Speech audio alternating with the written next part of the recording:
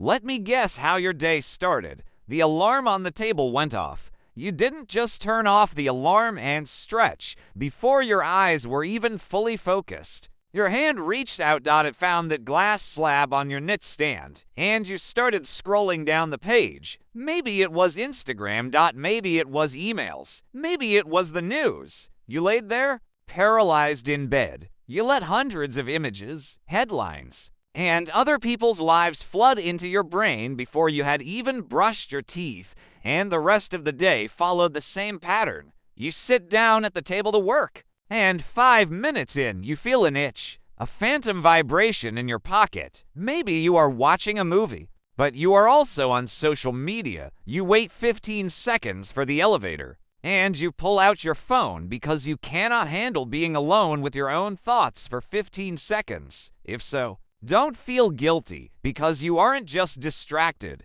You are being reprogrammed. We are living in an era of mass attention deficit. We often joke, "Oh, I have the attention span of a goldfish," but this is not a joke. This is a tragedy. You feel like you are working all day, but you are accomplishing nothing. You feel busy, but you are actually just overstimulated. Today, we will talk about why your brain feels like it's full of fog. We will examine the neuroscience of boredom, and I will show you that the most uncomfortable thing you can do sitting and doing nothing is actually the superpower that will save your career and your mind. Let's look at the data, because the numbers are terrifying. A study led by Dr. Gloria Mark from the University of California revealed a finding that should scare you. According to her research, when you are interrupted by a notification, a message, or an urge to check a random website,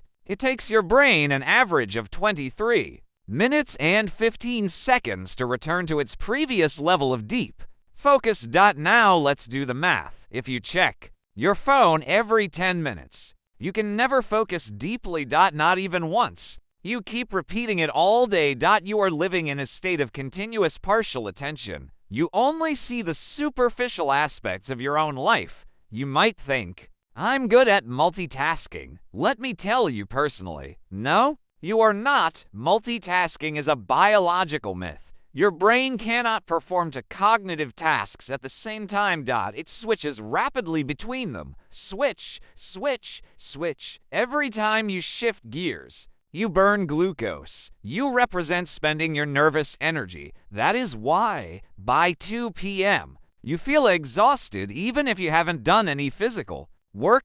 You haven't run a marathon, yet you have practically run your brain through a blender.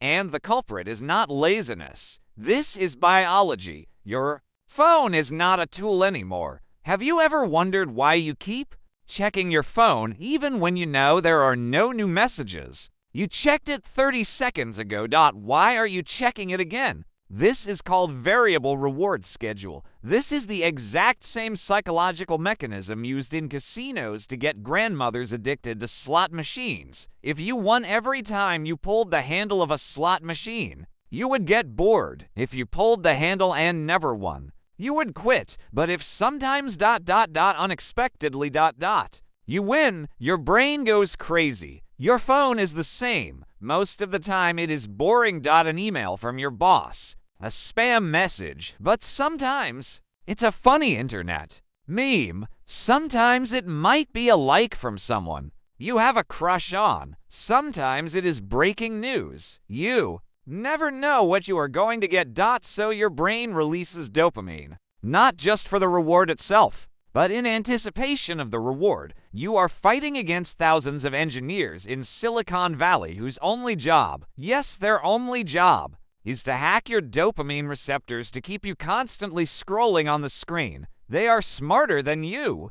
They have more data than you. And right now, they are winning. Now you might be thinking, okay, I'm wasting some time. Is it really that big of a problem? It relaxes me. This is the biggest lie we can tell ourselves. I'm scrolling the screen to relax. Scrolling the screen constantly is not relaxing. Sleep is relaxing. Meditation is relaxing. Walking in nature is relaxing. Scrolling The screen is numbing, and this numbing has a huge cost that most people don't realize. It is killing your genius. Here is a question. Where do you get your best ideas? Where do you experience those aha moments? Probably in the shower. Or while driving, or right before falling asleep. Why? Why not when you are trying to look smart in front of your computer? Because the shower is one of the last places on earth where you are forced to be bored. You can't scroll the screen while in the shower. The DMN is your brain's background processor. It connects the dots. It solves complex problems. It plans the future. It creates art. It only turns on when you are bored. If you fill every empty second of your life listening to podcasts, tweets, or watching videos, you are constantly consuming. So you have no time left to create. We see boredom as a disease. We treat it like something that needs to be cured. But boredom is not a disease. Boredom is a filter. Boredom is the soil where ideas grow. If you kill boredom, you kill creativity. So, if you think you haven't had a good idea in years.